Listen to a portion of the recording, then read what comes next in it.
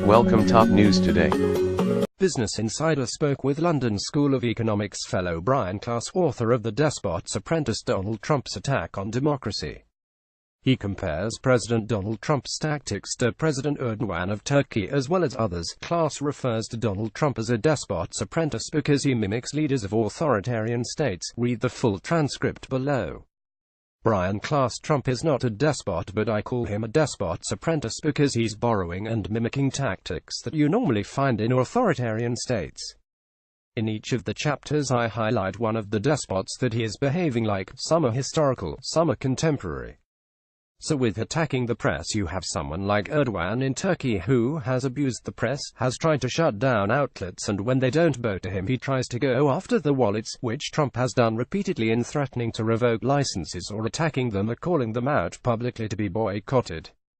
Then you also have with Davide Andrew. I use the example of Idi Amin in Uganda, who deflected all the blame for his failures onto immigrant communities, and then now you have the same thing happening in the US where it's already somebody else's fault but not Trump's. With the nepotism and various aspects of this, I use the example of Uzbekistan's dictator who hired his own daughter for a variety of different roles to be the soft face of the regime, and you see this with Ivanka Trump, who's deployed to be this softer side of Trumpism. In each of these chapters there's an aspect of authoritarianism.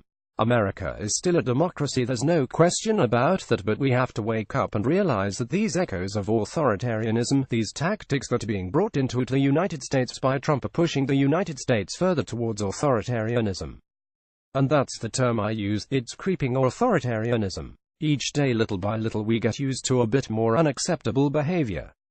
Trump has had these running feuds. He attacks Mexicans, that's how he started his campaign. He demonizes migrants and Muslims, and then he always has this constant feud with black athletes, right? So he's picking fights with groups that he thinks will actually enrage his supporters and create a divisive climate in the US political system such that people will ignore his failures.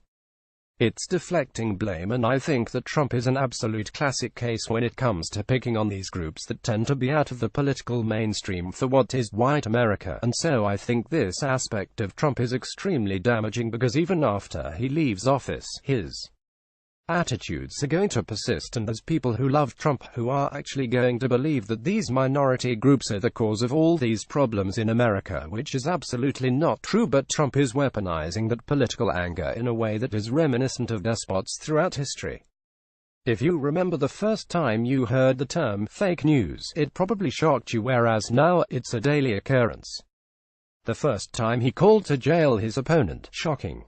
Now almost a daily occurrence. Now all of this is causing normalization of authoritarian tactics we used to see outside of Western democracies being transplanted into America, and that's going to have long-term consequences beyond Trump. Produced by Jasper Pickering. Filmed by David Abekwe. Research by Fraser Moore.